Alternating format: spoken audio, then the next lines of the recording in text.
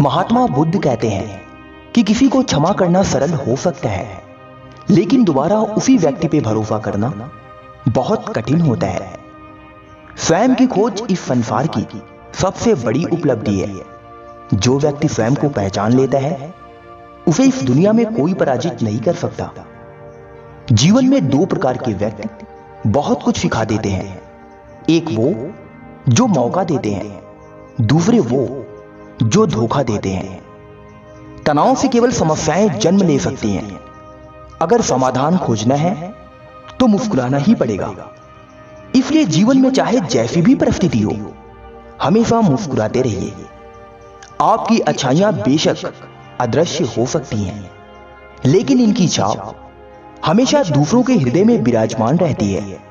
इसलिए हमेशा दूसरों की भलाई करते रहें। जो लोग अपने जीवन में सुख और शांति से जीते हैं, उनके पीछे हमेशा त्याग और तपस्या का एक इतिहास होता है। गौतम बुद्ध की इस बात को हमेशा याद रखिए। हमेशा जीवन में धैर्य रखिए, क्योंकि कभी कभी जीवन में सबसे अच्छा पाने के लिए सबसे बुरे दौर से गुजरना पड़ता है। जीवन में संयोग से कुछ नहीं होता। आप अपने कर्मों से अपना भाग्य खुद चुनते हैं। आज आप जैसे भी हैं, सिर्फ अपने कर्मों की वजह से हैं, और भविष्य में आप वैसे ही बनेंगे जैसे आज आप कर्म करेंगे। प्रसन्नता का सबसे सरल उपाय है ना किसी से अपेक्षा और ना किसी की उपेक्षा। मनुष्य के अंदर 36 नहीं, केवल 4 गुण चाहिए: अच्छा व्यवहार, साफ नियत, नेक दिल और ईमानदारी। सलाह के 100 शब्दों से अधिक अनुभव की बस एक ठोकर इंसान को बहुत मजबूत बना देती है।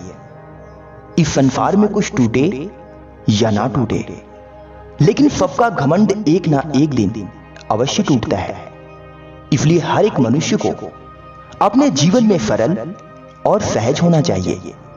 महात्मा बुद्ध कहते हैं कि हारा हुआ इंसान अगर हारने के बाद भी मुस्कुरा दे तो जीतने वाला अपनी जीत की खुशी को खो देता है।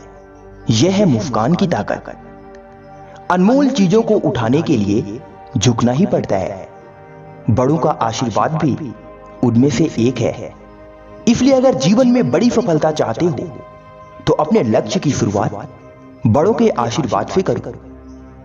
क्रोध आने पर चिल्लाने के लिए ताकत नहीं चाहिए, लेकिन चुप रहने के लिए बहुत ताकत चाहिए होती है। आखिर में एक बहुत ही अनमोल विचार, इसे ध्यान से सुनिए। जीवन में अच्छे विचारों को पढ़कर या सुनकर कोई परिवर्तन नहीं आता, बल्कि अच्छे विचारों पर चलकर ही जीवन में परिवर्तन आता है। इसलिए मेरे द्वारा बताए इन विचारों को सिर्फ सुने ना, बल्कि अपने जीवन में इन्हें फॉलो भी करें।